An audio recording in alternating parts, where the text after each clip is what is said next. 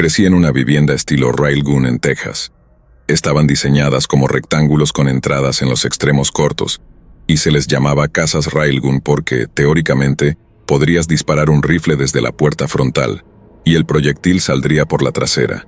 Eran hogares pequeños, pensados para familias de bajos ingresos, y mi tía luchó para adquirirla mediante un esquema de alquiler con opción a compra.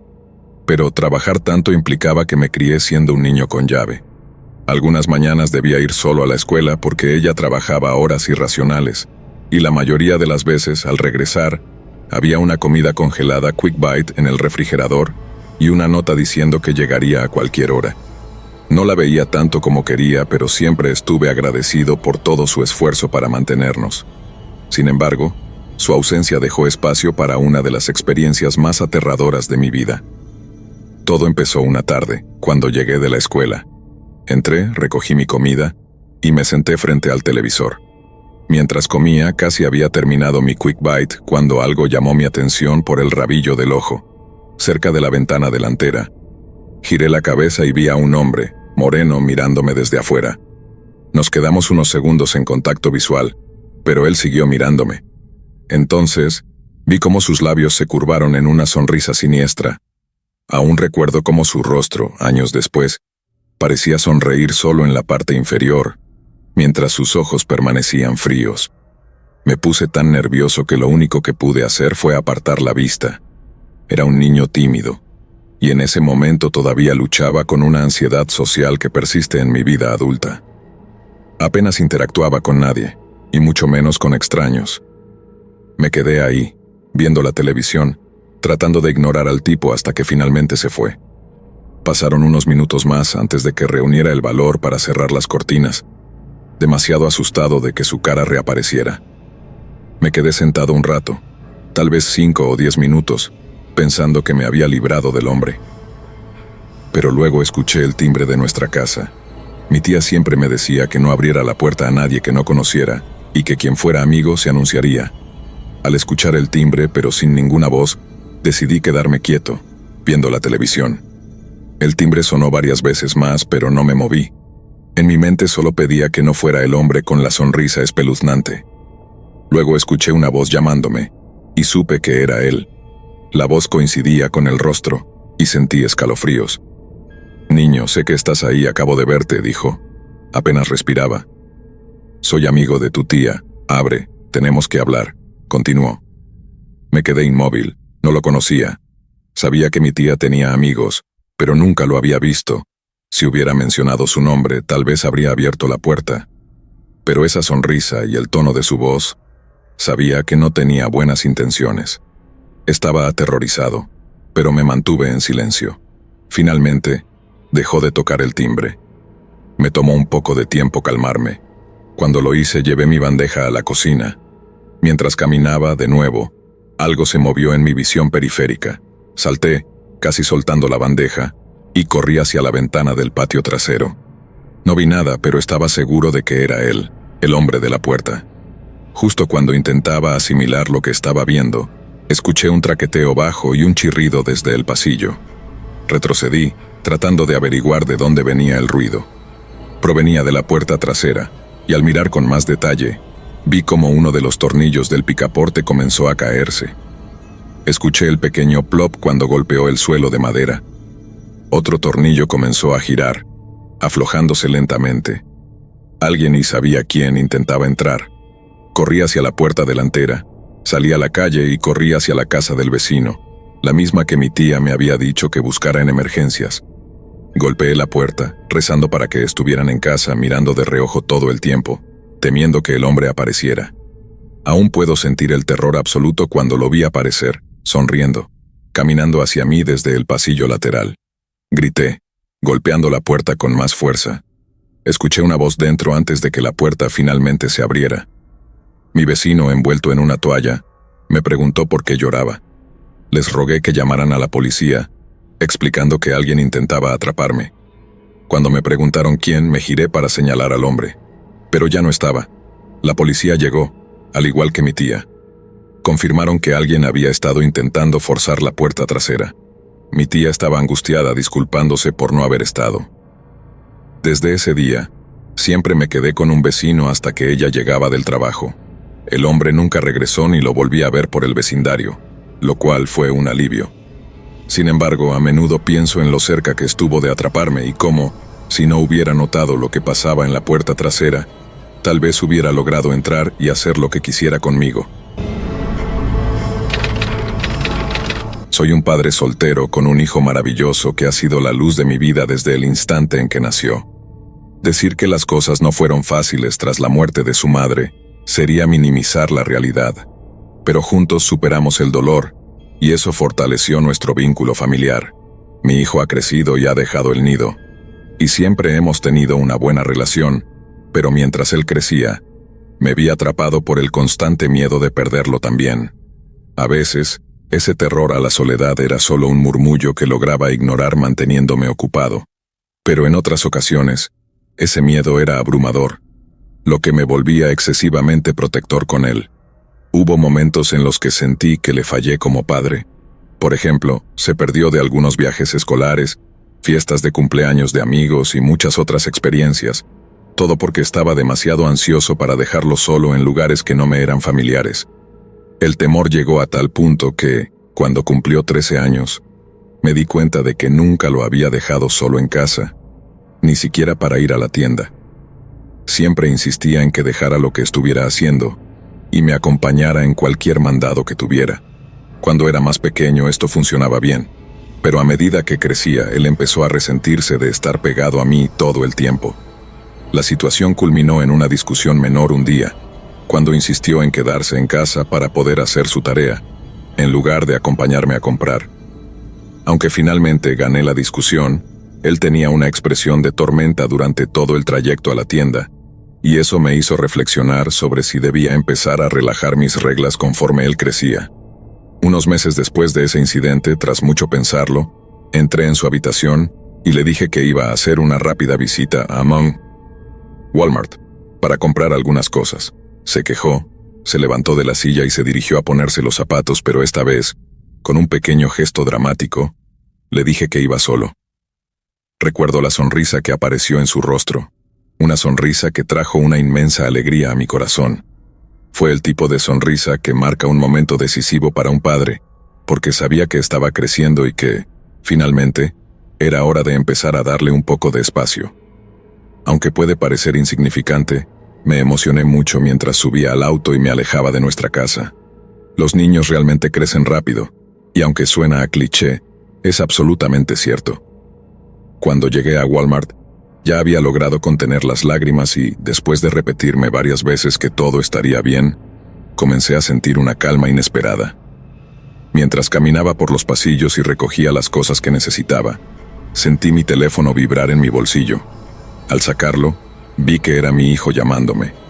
Asumí que me pediría que recogiera algo para él, así que presioné el botón verde y llevé el teléfono al oído. Sin embargo, antes de que pudiera decir una sola palabra, lo único que escuché al otro lado de la línea fueron gritos y sollozos. Dejé el carrito de compras donde estaba y salí corriendo hacia el auto, con el corazón acelerado. Conduje de regreso al apartamento lo más rápido que pude, mientras intentaba calmarlo y hacer que me dijera qué estaba sucediendo. Entre lágrimas él solo seguía repitiendo: no lo sé, creo que alguien disparó un arma. Lo primero que le pregunté fue si estaba herido, y cuando me respondió que sí, sentí que el mundo se me venía abajo. Tiré el teléfono al asiento del copiloto, apreté el volante con ambas manos y pisé el acelerador con toda mi fuerza. A solo 2 cuadras de nuestro apartamento, vi luces intermitentes en el retrovisor. En ese momento, me di cuenta de que tenía 2 opciones. Podía huir de la policía para llegar a mi hijo lo más rápido posible, o podía detenerme y tratar de explicar la situación, arriesgando la vida de mi hijo al perder tiempo. Para algunos, esa sería una difícil decisión, pero para un padre no hay duda. No lo pensé ni un segundo. Pisé el acelerador aún más fuerte y recé para que los policías entendieran mis motivos. Jamás en mi vida pensé que estaría involucrado en una persecución policial. Pero ahí estaba, huyendo de un coche de patrulla mientras rezaba que no me dispararan. Frené de golpe frente a nuestro apartamento. Salí del auto con las manos en alto y comencé a gritar que mi hijo estaba en peligro. Los oficiales que me seguían se cubrieron detrás de sus puertas abiertas, apuntándome con sus armas. Con lágrimas en los ojos, les expliqué que mi hijo estaba herido, que no podía detenerme antes. Uno de los policías, con el arma desenfundada, se acercó y me preguntó dónde estaban mis llaves. Le dije que estaban en el auto en el encendido. Tomó las llaves y corrió hacia la puerta de nuestro apartamento. Ese fue, sin duda, uno de los momentos más aterradores de mi vida. No sabía si había alguien dentro de la casa, o si encontrarían el cuerpo de mi hijo. Me quedé allí, esperando con el corazón en la garganta, mientras los oficiales me mantenían bajo vigilancia. Los segundos pasaban como horas hasta que, finalmente, uno de los policías salió del apartamento con mi hijo a su lado. Sentí un alivio tan profundo que casi me desplomo en el suelo. Sin embargo, cuando vi que mi hijo tenía sangre en los brazos y la cara, supliqué a los oficiales que llamaran a una ambulancia. El policía que lo sacó del apartamento me dijo que las heridas no parecían graves, pero otro oficial me informó que tendrían que arrestarme por huir de una parada de tráfico. Lo entendí. Sabía que había quebrantado la ley y no esperaba ningún trato especial. Sin embargo, me dejaron sentarme en la parte trasera del coche patrulla, en lugar de esposarme inmediatamente. Para mi hijo fue desconcertante verme en esa situación, pero uno de los oficiales le explicó que las heridas no eran de bala, solo cortes de vidrio.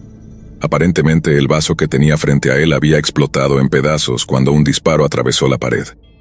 Poco después llegó la ambulancia, y llevaron a mi hijo al hospital para que le suturaran los cortes. Esa fue mi señal para ser llevado a la comisaría. Salí bajo fianza unas horas después, con una citación judicial por huir de la policía. Lo primero que hice fue conducir directamente al hospital para estar con mi hijo. Cuando llegué, ya le habían puesto puntos en la mandíbula, donde tenía el corte más profundo. En el trayecto de regreso a casa me contó exactamente lo que había pasado. Estaba en la cocina, preparando un sándwich, cuando de repente el vaso explotó. Al mismo tiempo, escuchó un fuerte golpe proveniente del apartamento vecino. Más tarde me enteré de que nuestro vecino había disparado accidentalmente su arma mientras la limpiaba. Estaba borracho y ni siquiera se dio cuenta de que el disparo había atravesado la pared hasta que escuchó los gritos de mi hijo. Fue arrestado y se le acusó de imprudencia, pero al final solo le confiscaron las armas y recibió una sentencia suspendida. Yo, por otro lado, me declaré culpable de la infracción de tráfico. El juez, entendiendo la situación, me impuso una multa de $500. Aunque ambos habíamos esquivado un desastre, la experiencia dejó una marca profunda en mí. A partir de ese momento, la ansiedad de perder a mi hijo se multiplicó por 100 y afectó gravemente mi salud mental. Por primera vez en mi vida decidí buscar ayuda profesional. Mi hermana me había recomendado terapia, y debo admitir que las sesiones semanales me ayudaron a controlar mi sobreprotección. Nunca llegué a ser uno de esos padres despreocupados, y probablemente nunca lo seré. Incluso ahora, que mi hijo vive solo en un apartamento moderno en el centro de la ciudad, siempre seré su padre. Nada en este mundo cambiará eso. Pero también significa que, hasta el último día de mi vida, siempre tendré ese miedo latente.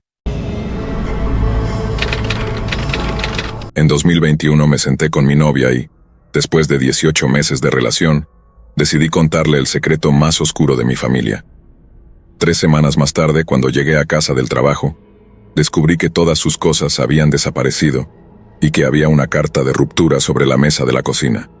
Desde entonces aprendí a no hablar sobre esto con nadie, excepto con mi hermano. Sin embargo, siento que si no lo saco a la luz de vez en cuando me consumirá por dentro.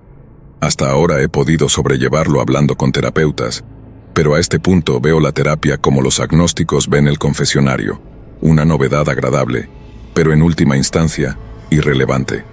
El Internet, por otro lado, es una bestia completamente distinta. No solo puedo permanecer anónimo, sino que tú también puedes. Y del mismo modo en que me permite decir cosas que jamás diría en persona, también te permite a ti opinar sin filtros, por brutal que sea tu juicio. Y estoy bien con eso. Por eso escribo esto. No busco absolución, busco juicio.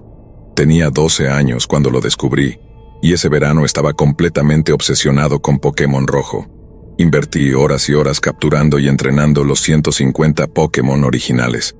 Cuando finalmente vencí a los 4 fantásticos y completé mi Pokédex, simplemente borré mi partida y comencé de nuevo. Pero mi afición era tan evidente que mis padres encontraron una manera efectiva de castigarme cada vez que me portaba mal. Eran buenos padres en su mayoría, y mis travesuras solían ser bastante inofensivas, pero siempre que no hacía mis tareas o era grosero con mi hermano, el castigo preferido era confiscarme la Game Boy. Funcionaba así. Escondían la consola en algún lugar, pero yo siempre la encontraba. Luego me atrapaban jugando y me la volvían a quitar. Esto significaba que pasaba mucho tiempo husmeando en el dormitorio de mis padres y en la oficina de mi papá. Como todavía eran vacaciones de verano, tenía mucho tiempo para buscarla. Fue durante una de estas búsquedas que descubrí que mi padre tenía un espacio secreto en su oficina. Por lo general, la oficina estaba bajo llave, pero una tarde, mientras buscaba, encontré la llave. Mi padre tenía un armario antiguo en el que guardaba toda clase de cosas. Sabía que a veces escondía mi Game Boy allí, así que después de no tener suerte en otros lugares, decidí revisar ese armario. Recuerdo que me incliné para meter la mano en uno de los estantes inferiores, pero al apoyarme demasiado fuerte, escuché un crujido sordo. La pared trasera del gabinete se soltó. Al principio pensé que lo había roto, pero cuando miré con más atención vi un pequeño compartimento oculto. La luz en la habitación era tenue, así que lo primero que distinguí fue una pistola. También había algo que parecía una carta, y lo más importante, algo con la forma de mi Game Boy. Extendí la mano para alcanzarlo, pero tan pronto como lo toqué, me di cuenta de que no era mi consola. Era de cuero, no de plástico, y la curiosidad pudo más que yo. Lo saqué del compartimento para ver qué era. Resultó ser un diario, un viejo diario encuadernado en cuero. Al abrirlo reconocí la letra de mi padre. Podía identificar su escritura, pero no entendía la mayor parte de lo que estaba escrito.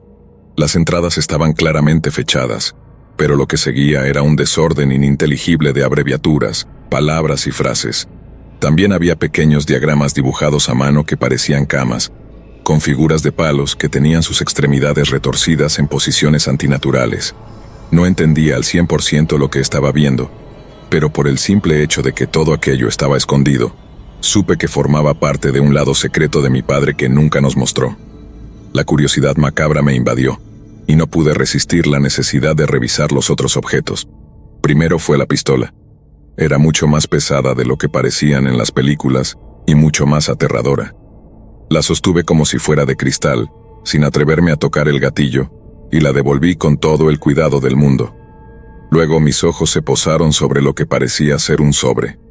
Lo dejé para el final pensando que estaría sellado, pero cuando lo tomé, vi que no era un sobre en absoluto.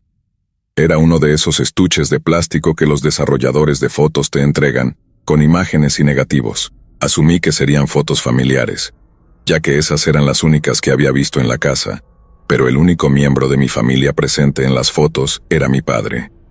Sin embargo, esta versión de él era completamente distinta a cualquier otra que hubiera conocido antes. Las primeras imágenes eran de una cama en algún lugar que no reconocí. Al principio no parecía particularmente inquietante, pero luego noté la cuerda atada a los postes de la cama. De inmediato, la sensación de malestar se intensificó. Las siguientes fotos mostraban una mesa de madera repleta de herramientas. Entre ellas había un martillo, un taladro manual y unos alicates, herramientas normales para cualquier reparación casera, pero también había un bisturí y otras herramientas quirúrgicas, tan afiladas que me hicieron estremecer solo con verlas. Luego las fotos comenzaron a mostrar a mi padre. Como mencioné antes, había algo raro en él. Algunas de las imágenes eran primeros planos de su rostro, especialmente de sus ojos. No entendía por qué no se limitaba a mirarse en un espejo, pero pronto me di cuenta de que todo lo que estaba haciendo era parte de algo mucho más oscuro. La siguiente foto fue la que me produjo un pavor indescriptible. Mostraba a un hombre con una especie de saco de malla de alambre negro cubriéndole la cara. Supuse que era mi padre, pero no podía estar seguro del todo. El pensamiento de que alguien, y probablemente él, decidiera cubrirse el rostro de esa manera me llenó de miedo. Las siguientes imágenes solo aumentaron mi confusión. En una aparecía un joven asiático, sonriendo junto a una instalación artística, en lo que parecía ser un lugar público. La siguiente foto era de mi padre, también sonriendo junto a la misma obra de arte. No reconocí al chico, pero me pareció extraño que fuera mucho más joven que mi padre. Las fotos continuaron con escenas felices, con ambos bebiendo juntos en un bar y el joven riendo y bailando. Pero de repente, el ambiente de las imágenes cambió drásticamente. En la siguiente, el chico ya no sonreía. Estaba de pie, con los brazos caídos y una expresión de miedo en su rostro. Las fotos posteriores lo mostraban atado a la misma cama que había visto antes. Miraba directamente a la cámara y el terror en sus ojos era evidente. La última foto mostraba a un hombre con la máscara de malla negra inclinándose sobre el joven. No pude ver lo que estaban haciendo exactamente, pero las piernas del chico estaban tensas, tirando de las cuerdas que lo inmovilizaban, como si estuviera sufriendo un dolor intenso. Recuerdo la sensación física que me invadió en ese momento, una oleada de asco y miedo. Guardé las fotos de nuevo en el estuche lo más rápido que pude y traté de poner todo exactamente como lo había encontrado. Después de eso, abandoné mi búsqueda de la Game Boy. Cerré con llave la oficina de mi padre y me encerré en mi habitación, tratando de no pensar en lo que acababa de ver. Balanceándome en mi cama, intenté convencerme de que no había visto nada. Cuando mi padre llegó del trabajo esa noche, asumió que estaba enojado con él por haberme quitado la consola. Solo mi madre notó que había algo más profundo, pero no podía decirle lo que había visto. Sabía que si lo hacía, sería el fin de nuestra familia tal como la conocíamos. Así que me callé. No era que no quisiera hablar con alguien sobre las fotos, simplemente no sabía cómo hacerlo sin causar un apocalipsis familiar. Además, ni siquiera estaba completamente seguro de lo que había visto. Intenté actuar como si no hubiera pasado nada, pero mi relación con mi padre cambió irrevocablemente después de ese día. Cada vez que veía su rostro, no podía evitar imaginarlo en esas fotos, preguntándome qué demonios había estado haciendo con ese chico indefenso. Supuse que mi madre no sabía nada de lo que mi padre había estado haciendo.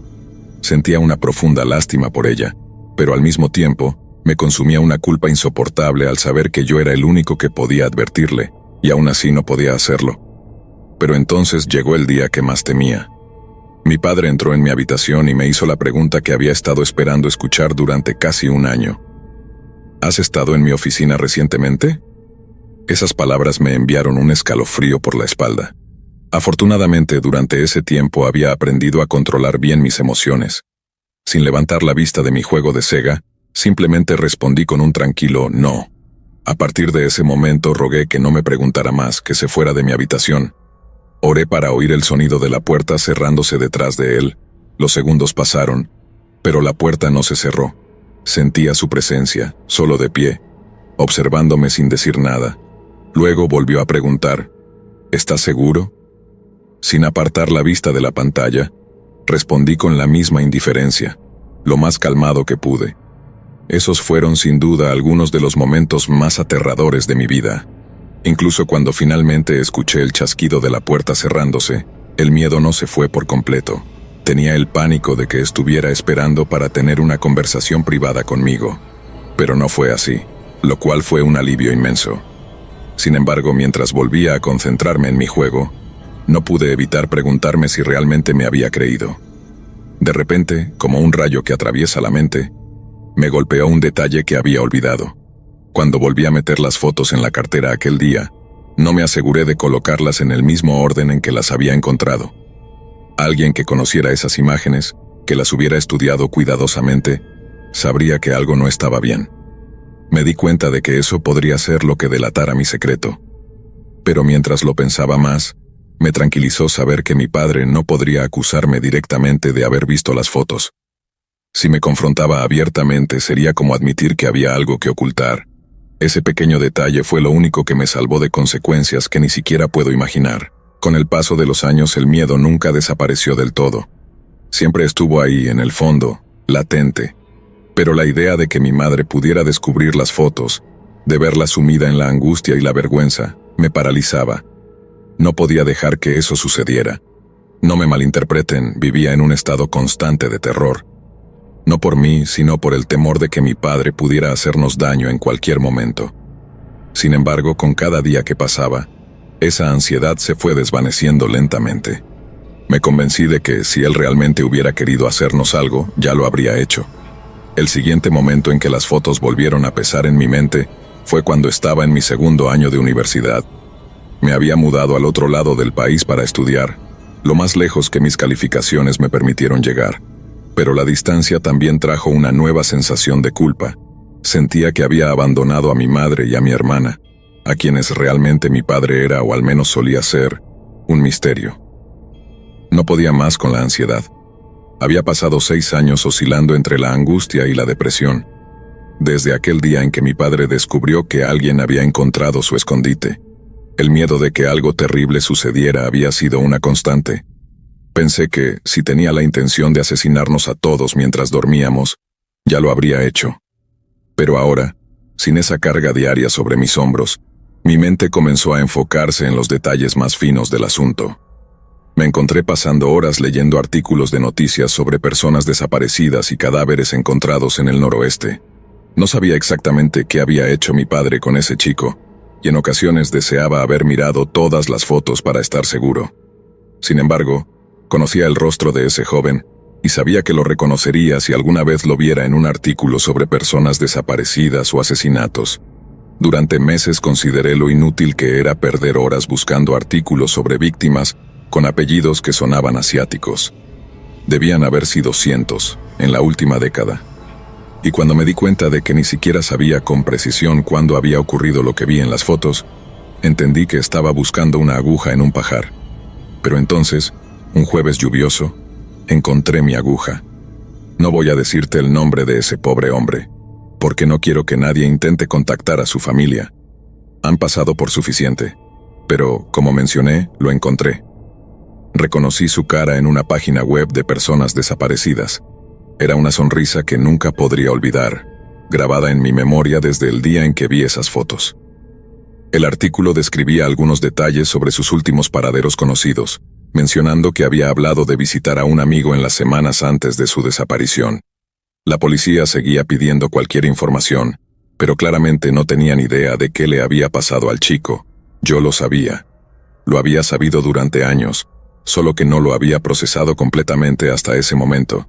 Encontrar la respuesta a mi obsesión trajo consigo una nueva pregunta. ¿Qué iba a hacer con esta información? La respuesta fue simple. Nada. No había nada que pudiera hacer sin destruir completamente a mi madre y a mi hermana. Mi hermana aún era muy joven, y no estaba lista para procesar que su padre pudiera estar involucrado en la desaparición de otro ser humano. No había nada que pudiera hacer en ese momento, nada con lo que pudiera vivir, pero al menos ahora tenía una respuesta. Sabía que algún día enfrentaría a mi padre, no sabía cuándo ni cómo, pero lo haría antes de que él muriera. Sin embargo, no fue la muerte inminente de mi padre lo que me empujó a finalmente poner mi plan en acción. Fue la de mi madre. 2 años después de haberme graduado de la universidad, mientras vivía y trabajaba en Charlotte, Carolina del Norte, recibí una llamada de mi hermana menor. Mi madre tenía cáncer terminal, y era agresivo. Los médicos le dieron solo unos pocos meses de vida. Decidí pasar todo el tiempo que pudiera con ella en esos últimos meses. Finalmente, cuando falleció, sentí que la verdad sobre lo que mi padre había hecho ya no podría dañarla. Fue en ese momento cuando hice mi jugada. Hice lo que debería haber hecho más de 10 años atrás. Llamé a mi padre. Fue la primera vez que hablé con él en lo que parecía una eternidad. Lo confronté directamente. Le di un ultimátum. Le dije que sabía lo que había hecho, que fui yo quien encontró las fotos todos esos años atrás. Le confesé que lo único que me había impedido denunciarlo antes era el deseo de no destruir nuestra familia, especialmente por mamá. Quería que ella viviera en una ignorancia feliz hasta el final, antes de destrozar el legado de nuestro padre. Pero ahora no había más razón para callar. Le di 2 opciones. Podía entregarse a la policía y hacer lo correcto, o yo revelaría todo lo que sabía, incluyendo cómo podría vincularlo con el caso de una persona desaparecida de finales de los 90 que había encontrado. Al día siguiente recibí otra llamada de mi hermana. Era la segunda vez en menos de 6 meses que traía malas noticias. Mi padre se había quitado la vida. Aunque había considerado esa posibilidad antes de confrontarlo, jamás pensé que realmente lo haría. Siempre lo vi como alguien que preferiría huir, tal vez mudarse a Alaska, cambiar su nombre, o incluso salir del país. Supongo que su suicidio me demostró lo poco que realmente lo conocía, incluso hasta el día en que murió. Pero todo el asunto no terminó con su muerte. Todavía quedaba mucho por hacer. Volví a casa con la intención de buscar esas fotos en su oficina y entregarlas a la policía. Pero cuando llegué, ya no estaban. Revolví la casa de arriba a abajo. Incluso revisé la basura buscando cenizas o algún rastro que indicara que las había quemado. No encontré nada. Estaba claro que había destruido o desechado las fotos en algún lugar. Supongo que sabía que tarde o temprano la policía lo atraparía por lo que había hecho. Así que decidió poner fin a su vida y evitar que la familia de su víctima obtuviera la justicia que merecían. A pesar de todo, fui a la policía. Les conté todo lo que sabía. Semanas más tarde recibí una llamada de 2 detectives de homicidios. A lo largo de las siguientes semanas se pusieron en contacto varias veces. Me hicieron algunas preguntas aquí y allá, y aunque cooperé con ellos, me di cuenta de lo difícil que sería para ellos probar algo. Las muestras de ADN que obtuvieron de la oficina de mi padre no coincidieron con las de la víctima desaparecida, lo que redujo las pruebas en su contra a prácticamente nada. Y aunque hubiera tenido las fotos, lo único que mostraban era a un hombre enmascarado cometiendo los actos. Todo lo que los detectives podían hacer era especular. Sin embargo, en lo más profundo de mi mente, sé con certeza que era mi padre quien estaba detrás de esa máscara. No hay ninguna razón por la que se habría quitado la vida si no hubiera estado ocultando algo tan oscuro. Durante años, había cultivado una imagen saludable, una fachada intachable. Había escondido su pasado marcado por el sadismo y la muerte. Nadie jamás lo habría señalado como capaz de tales cosas. Pero su orgullo, su incapacidad para enfrentar el colapso de esa fachada, fue lo que lo llevó a tomar esa decisión final. Y aunque mi padre ya no está, esto aún no ha terminado. Desde entonces ha sido considerado sospechoso en las desapariciones de varios hombres jóvenes a lo largo de los años 90 y principios de los 2000. Aún no he recibido una actualización de la policía ni del FBI sobre esos casos, pero sé que siguen investigándolo. Es algo que está activamente bajo consideración. Ahora, después de todos estos años, me enfrento a la posibilidad de que mi padre haya sido un asesino en serie real. Que mi silencio después de descubrir esas fotografías le permitiera seguir matando. Podría ser responsable de un número indeterminado de asesinatos sin resolver en todo el noroeste. Y cuando le digo esto a la gente, ya no es suficiente escuchar frases hechas. No necesito consuelo. Júzgame. Derrama tu desprecio sobre mí. Te prometo que puedo soportarlo. Porque en lo que a mí respecta, merezco mucho, mucho peor. En la noche del 8 de diciembre de 1977, Lisa Ray, de 25 años, entró a la cochera de su casa después de un largo día de trabajo en una tienda de relojes local. Vivía sola en un modesto dúplex en Wichita, Kansas, pero mantenía contacto regular con sus amigos y familiares por teléfono. Después de entrar por la puerta principal, Lisa dejó sus cosas e intentó llamar a una amiga con la que planeaba cenar esa noche. Cuando levantó el pesado auricular de plástico y lo llevó a su oído, no escuchó nada. Lisa entonces presionó un dedo contra los interruptores del teléfono, esperando que un simple reinicio de la línea solucionara el problema, pero aún había silencio. Ese silencio solo fue interrumpido por la voz de un hombre que venía del cuarto detrás de ella. «Hola, Lisa». Cuando Lisa se giró, su corazón latía aceleradamente por el susto, y aunque no reconoció la cara que la saludaba, sí notó que el extraño sostenía una pistola en su mano, una pistola que estaba apuntada hacia ella. El hombre le dijo que no se molestara en intentar llamar a nadie, ya que él personalmente había cortado la línea telefónica antes de irrumpir en su casa. Luego, cuando Lisa preguntó quién era, él prometió decírselo si ella lo ayudaba con algo. Con la pistola apuntada hacia ella, el hombre explicó a Lisa que tenía una cierta condición médica, una que se aliviaba con métodos muy poco ortodoxos. El hombre continuó asegurando a Lisa que si cooperaba, no sería lastimada, y luego le ordenó que entrara al baño y se quitara la ropa. Después de hacerlo, Lisa fue atada y obligada a ver cómo su captor se desvestía. Luego, en una horripilante exhibición de engaño sediento de sangre, el hombre se arrodilló junto a ella y comenzó a estrangularla. Mientras el hombre la estrangulaba, le dijo a Lisa que ella no era la primera joven vulnerable que había matado, añadiendo que había masacrado a una familia entera antes de que ella captara su atención. Lisa forcejeó y se retorció en el agarre del hombre, pero él solo apretó más fuerte, diciéndole que dejara de luchar y aceptara su destino. Minutos después, Lisa Ray estaba muerta.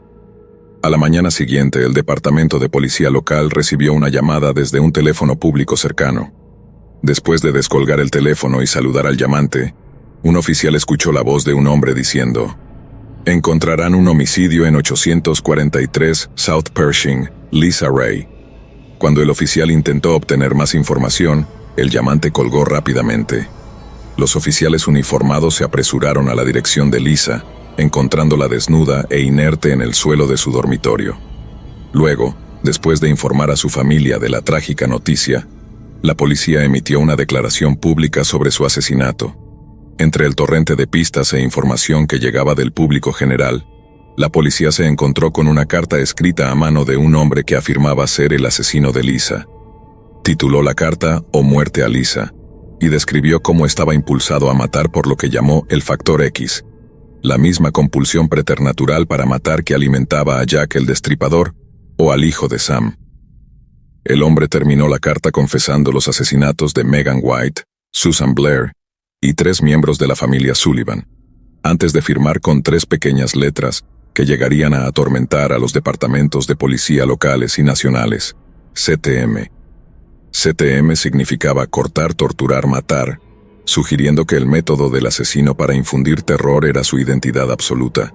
Sin embargo, a pesar de su voraz ansia de matar, CTM logró mantener su sed bajo control tras la oleada de atención mediática que recibió su carta. Durante 8 largos años, CTM permaneció en silencio, pero el 5 de mayo de 1985, el descubrimiento del cuerpo de una mujer cerca de North Greenwich Road en Wichita señaló su sombrío regreso. Margaret Hale, de 53 años, había sido asesinada en su hogar antes de ser atada, aterrorizada y finalmente asesinada. Antes de deshacerse de su cuerpo, el asesino lo trasladó a una iglesia luterana cercana, donde fotografió el cadáver sin vida de Margaret en una serie de poses sugerentes. Era evidente que se trataba de la obra de CTM, pero las autoridades seguían tan lejos de identificarlo como lo estaban 8 años atrás, cuando cometió su primer asesinato. Tras los asesinatos de la familia Parker en Wichita, la policía se vio obligada a recurrir al público en busca de información una vez más. CTM respondió, burlándose de ellos con una carta escrita a mano. Aunque esos asesinatos no eran suyos, CTM elogió al verdadero asesino, afirmando que había hecho un trabajo admirable. También se mofó de los investigadores por su aparente incapacidad para atraparlo, asegurándoles que su ineptitud haría que el caso quedara sin resolver por mucho tiempo. En cierto sentido, CTM tenía razón, y hasta finales de 2004 las fuerzas del orden creían que había pocas posibilidades de que fuera llevado ante la justicia. Sin embargo, a CTM le encantaba la atención mediática que había recibido, y la idea de que su infamia pudiera ser olvidada era insoportable para él. Para reavivar su notoriedad, escribió una carta al periódico Wichita Eagle, bajo el nombre de Tom Kingman, donde afirmó haber asesinado a Veronica Dale el 16 de septiembre de 1986. Incluyó fotografías de la escena del crimen y una imagen de la licencia de conducir robada de la víctima. Esto confirmó lo que la policía ya sospechaba, ya que el asesinato de Verónica tenía todas las características de CTM, pero mucho había cambiado desde 1986. Extrajeron ADN de una muestra de piel tomada debajo de las uñas de Veronica Dale, lo que llevó a las autoridades a su primer paso real hacia la identificación de uno de los asesinos en serie más brutales de la historia estadounidense. En 2004, la estación de televisión local CAC recibió una carta con títulos de capítulos para la historia de CTM, junto con un rompecabezas de palabras que parecía haber creado personalmente. Unas semanas más tarde, se encontró un paquete adherido a una señal de stop en Wichita. Al entregarlo a la policía descubrieron que contenía descripciones gráficas y detalladas de los asesinatos de la familia Sullivan, junto con un boceto titulado «El placer es mi paga». CTM también afirmó estar escribiendo su autobiografía, con el primer capítulo titulado «Nace un asesino en serie». Otro paquete fue encontrado más tarde en el Parque Lincoln, que contenía la licencia de conducir de Lisa Ray. La carta adjunta contenía los mismos delirios incoherentes que las anteriores, pero los contenidos del paquete eran diferentes. Además de la licencia y la carta, El paquete contenía una muñeca Barbie cuyas manos y pies habían sido atados con alambre de gallinero, y una pequeña hoja de plástico cubría su cabeza. Era evidentemente una recreación de cómo Lisa pasó sus últimas horas en esta tierra. La cobertura mediática de este paquete causó un gran malestar entre los amigos y seres queridos de Lisa. En cierto momento, CTM contactó a la policía con una pregunta inusual. Quería saber si un disquete podía ser rastreado hasta una computadora específica. Debido a su creciente temor a ser identificado por ADN, tenía la intención de empezar a usar disquetes para comunicarse. La policía respondió a su pregunta en un artículo del Wichita Eagle, asegurando falsamente que los disquetes no eran rastreables. El 16 de febrero de 2005, CTM envió un disquete morado de 1.4 megabytes a una estación de televisión local. Inmediatamente la policía analizó los metadatos del disquete y descubrieron algo revelador. Un archivo de Microsoft Word contenía las palabras Iglesia Luterana Cristo. También notaron que el archivo había sido modificado por última vez por un usuario llamado Daniel. Una rápida búsqueda en Google reveló que el presidente del Consejo de la Iglesia Luterana Cristo se llamaba Daniel Harper, un hombre que conducía exactamente el mismo vehículo que se creía que usaba CTM, un Jeep Cherokee negro. La sospecha fue tan fuerte que la policía decidió analizar una muestra de ADN tomada de la hija de Harper en la clínica médica de la Universidad Estatal de Kansas. Cuando compararon esta muestra con el ADN extraído de debajo de las uñas de Veronica Dale, encontraron una coincidencia familiar. Era toda la evidencia que necesitaban para detener a Daniel Harper, quien fue arrestado mientras conducía cerca de su casa en Newton a mediodía del 25 de febrero de 2005. Creo que lo más aterrador que me ha pasado fue cuando tenía unos 15 años, y mis tutores me dejaron solo en casa mientras ellos asistían a una cena de trabajo relacionada con el empleo de mi tutor. Estaba tranquilo viendo la televisión cuando escuché un golpe en la puerta. Me levanté, abrí la puerta y este total desconocido básicamente cayó en nuestro porche boca abajo. Retrocedí mientras caía pensando que el tipo debía estar borracho o algo así, pero cuando comencé a gritarle que se fuera antes de que llamara a la policía, él solo empezó a decir, por favor, ayúdame. Dio un paso atrás mientras él volteaba su cara hacia arriba y vi una enorme cicatriz que le atravesaba la nariz y los labios, partiéndolo en dos. No sé por qué ocurrió, pero había sido atacado en la calle por alguien con un cuchillo, alguien que le había cortado la cara y apuñalado en el estómago. En una hora o algo así, el tipo había sido llevado en una ambulancia y mis tutores habían vuelto a casa para consolarme, mientras la policía extraía toda la información posible de mí. No pude decirles mucho en absoluto, y se fueron poco después, pero eso no fue el final para mí. Vi la cara de ese hombre en mis pesadillas la mayoría de las noches durante meses. En mis sueños él tenía 2 narices completas, cada una con sus propios orificios nasales gemelos que goteaban sangre hacia 2 bocas diferentes. Terminé pintando la cara de mis pesadillas unos años después y, aunque la pintura misma no sobrevivió a los años que han pasado, todavía tengo una fotografía de ella que podría subir a Reddit en algún momento. Avísenme si están interesados en verla, pero tendré que marcarla como no apta para el trabajo porque definitivamente no es algo para los débiles de corazón. El año pasado me quedé atrapado en mi apartamento durante todo un día y una noche. La ciudad donde vivo sufrió una tormenta colosal que obligó a todos a quedarse adentro por casi 24 horas. Las calles y los edificios se inundaron, y en los medios locales incluso reportaron vientos que rompieron ventanas y arrancaron partes de los techos de varias casas. En ese momento, estaba solo, pasando el día con mi teléfono, revisando las noticias y escuchando el caos que ocurría afuera. Alrededor de las 5 o 6 de la tarde, la electricidad empezó a fallar, apagándose por unos segundos para luego regresar. Aproximadamente 1 hora después de que esto comenzara, la luz se cortó por completo. Esperé unos minutos con la esperanza de que volviera, pero luego de un rato me di cuenta de que probablemente no regresaría hasta que la tormenta terminara. Me acomodé en el sofá y continué revisando las noticias en mi teléfono, buscando actualizaciones, hasta que escuché un golpe fuerte en la puerta. Me sobresalté, no solo por lo fuerte del golpe en medio de una tormenta tan violenta, sino porque no esperaba a nadie en esas condiciones climáticas. Me quedé quieto por un minuto dudando si debía acercarme a ver quién era, pero luego pensé que tal vez se trataba de un vecino que necesitaba ayuda o quería saber si mi electricidad también estaba cortada. A pesar de lo extraño que era que alguien estuviera afuera, me acerqué a la puerta y miré por la mirilla. No había nadie. Tal vez había esperado demasiado tiempo para revisar, pero al mirar afuera sentí una inquietud inexplicable. Regresé a la sala y abrí una ventana para dejar entrar algo de luz exterior, aunque muy tenue. No tenía manera de cargar mi teléfono y tampoco tenía una linterna, así que simplemente me senté, mirando hacia afuera.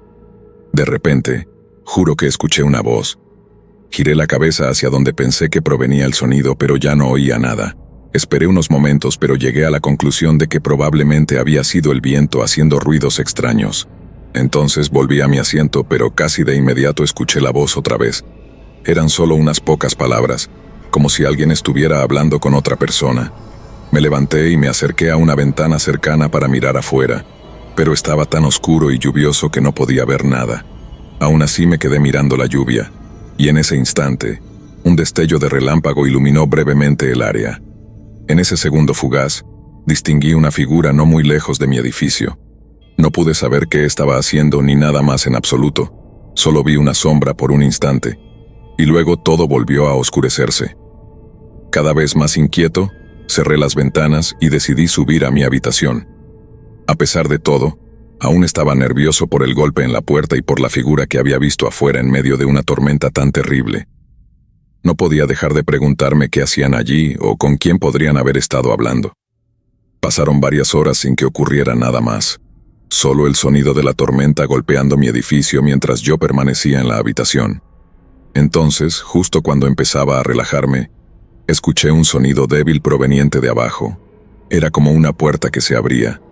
Sentí como mi rostro perdía color mientras intentaba escuchar con más atención, pero la tormenta parecía haberse intensificado, y sabía que no podría oír pasos si los hubiera.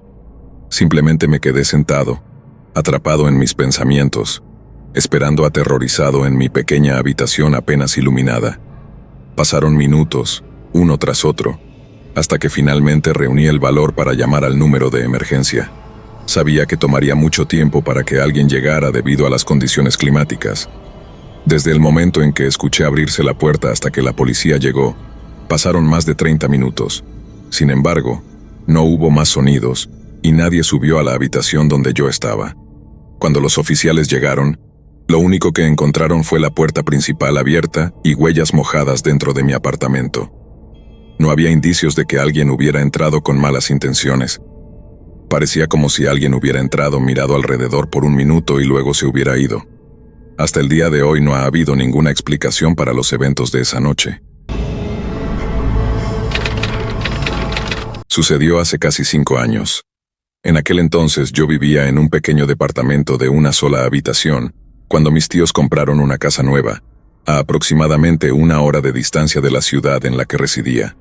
Era una casa de campo realmente hermosa, demasiado grande y con una gran extensión de terreno.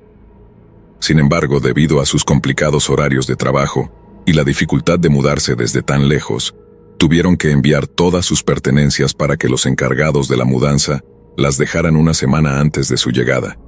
Para ayudar, me ofrecí a cuidar la casa durante ese tiempo y asegurarme de que la mudanza se desarrollara sin problemas. Llegué a la casa un sábado por la mañana, saludé a los encargados de la mudanza y les permití llevar todo al interior.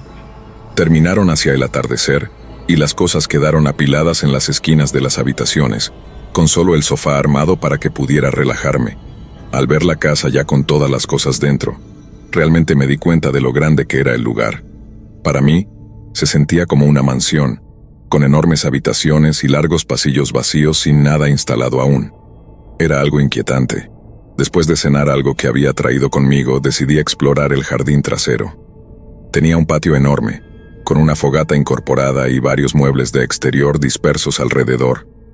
Tomé una silla de jardín, la coloqué junto a la fogata y me senté a relajarme. El lugar estaba en calma hasta que noté algo extraño. A lo lejos, un hombre caminaba en la niebla. Miré en la dirección de donde venía y solo vi terreno vacío. Luego observé hacia dónde se dirigía, y también vi lo mismo. Nada. Lo seguí con la vista mientras la niebla lo envolvía, sin poder entender qué hacía ahí. Varios minutos después, volví a mirar hacia la niebla, todavía pensando en ese hombre, y lo vi nuevamente. Esta vez, caminaba en la dirección opuesta, de vuelta por donde había venido, pero ahora estaba un poco más cerca. La situación se volvió lo suficientemente incómoda como para que decidiera regresar al interior de la casa, sin querer que me viera. Me quedé adentro por 1 hora, desplazándome de un lado a otro, sin ver nada preocupante. Alrededor de las 12:30 de la noche, agarré una manta de una de las cajas y la extendí sobre el sofá. Me acosté y finalmente me quedé dormido en la sala de estar. Cuando desperté, algo no se sentía bien. Me sentía confundido e inquieto, tratando de entender por qué me había despertado y qué era lo que causaba esa sensación. La casa estaba oscura y silenciosa, y las sombras de las cajas apiladas dificultaban la visión. Pero justo cuando intentaba descifrarlo, un destello de luz brilló en la habitación. Entrecerré los ojos por el resplandor, mientras la luz se movía por la sala, y de repente se desvió. Abrí los ojos nuevamente, solo para ver otro destello más pequeño que provenía de la ventana frontal. Luego, ese brillo volvió a desviarse, iluminando toda la sala de estar y apuntando directamente a mis ojos. Cuando mis ojos finalmente se ajustaron, la luz había desaparecido y no había nada fuera de la ventana. Me levanté, tomé mi teléfono y me acerqué a la ventana para intentar ver quién estaba afuera, pero ya no había nadie. La luz se había apagado, y quien fuera había desaparecido en la oscuridad y la niebla de la noche. No sé quién estaba ahí ni qué quería, pero supongo que tal vez vieron a los encargados de la mudanza y pensaron que la casa estaba vacía, intentando robar algo. Sea lo que sea, creo que tuve suerte de haberme despertado con esa luz, porque si no lo hubiera hecho, quizás habría tenido que descubrir sus intenciones de la peor manera.